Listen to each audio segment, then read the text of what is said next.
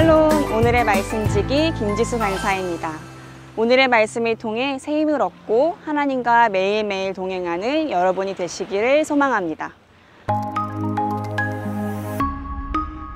오늘 본문에서 바울은 왜 이스라엘이 하나님의 의를 얻지 못했는지에 대해 안타까워하며 이야기합니다.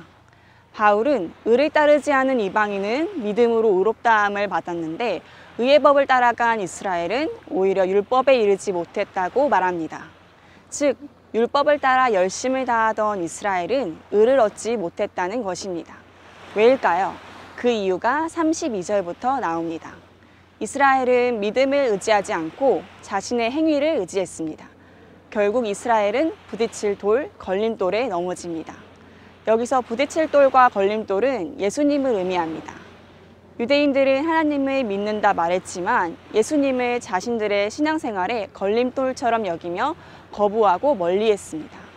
이어지는 33절에서 바울은 이사야서 28장 16절 말씀과 이사야서 8장 14절 말씀을 인용했습니다.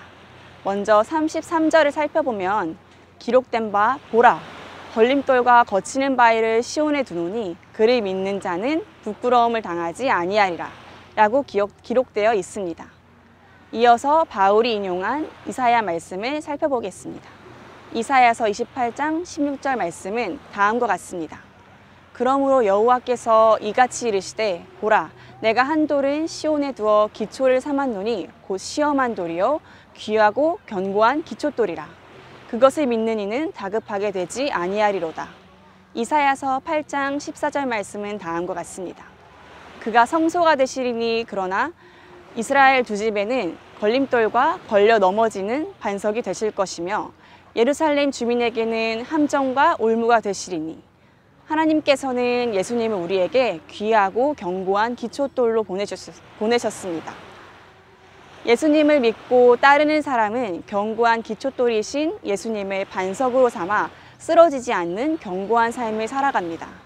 하지만 자신의 생각과 행위를 따라 사는 사람에게 예수님은 기초돌이 아닌 걸림돌과 걸려 넘어지는 반석이 될 것입니다.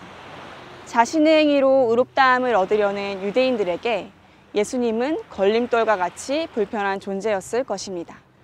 그럼에도 바울은 자신의 동족인 이스라엘이 예수 그리스도를 믿음으로 의를 얻기를 끝없이 소망합니다. 10장 2절에서도 바울은 하나님의 의를 거스르는 유대인의 모습을 반복하여 이야기합니다. 바울이 얼마나 안타까워하는지 말씀에서 느낄 수 있습니다. 바울은 유대인들이 하나님께 열심히 있으나 올바른 지식을 따른 것이 아니라고 말합니다. 또한 3절에서는 하나님의 의를 모르고 자기 의를 세우려고 힘써 하나님의 의에 복종하지 않았다고 말합니다. 무지와 그릇된 마음에서 나온 열심이 얼마나 어리석은지 보여줍니다. 우리는 율법을 지켜야 하지만 율법을 온전히 지킬 수 없기 때문에 우리 스스로 죄의 문제를 해결할 수 없습니다. 그래서 예수 그리스도께서 이 땅의 구원자로 오셨습니다.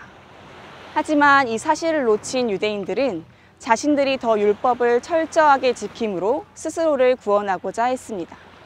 오늘 본문 가운데 가장 중요한 구절이 이어서 나옵니다. 10장 4절 말씀.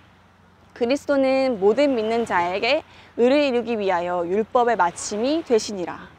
사람에게는 율법을 온전히 지키거나 완성할 능력이 없습니다. 그렇기 때문에 하나님께서 예수 그리스도를 보내주셨고 예수 그리스도께서 십자가에 대신 속죄하심으로 율법의 완성이 되어 주셨습니다. 이렇게 예수님께서 율법의 완성이 되셨기 때문에 그를 믿는 모든 사람은 구원을 얻게 되었습니다. 이것이 하나님의 의입니다. 즉 우리는 이 사실을 인정하고 예수 그리스도를 믿음으로 구원을 얻고 의롭다함을 얻을 수 있는 것입니다. 혹시 우리도 유대인들처럼 자신만의 율법을 만들어 그 율법을 위해 열심을 다하고 있지는 않은가요? 이렇게 해야지 의로운 것이고 이렇게 해야지 신앙이지 라고 생각하며 누군가를 정죄하지는 않았나요? 우리는 우리의 삶의 가치관, 선택들, 그리고 마음의 중심이 과연 예수 그리스도 안에서 올바른가, 복음적인가를 끊임없이 질문하며 살아가야 합니다. 우리의 신념과 전통이 복음보다 앞서지 않는 의로운 삶을 살아가시기를 소망합니다. 샬롬.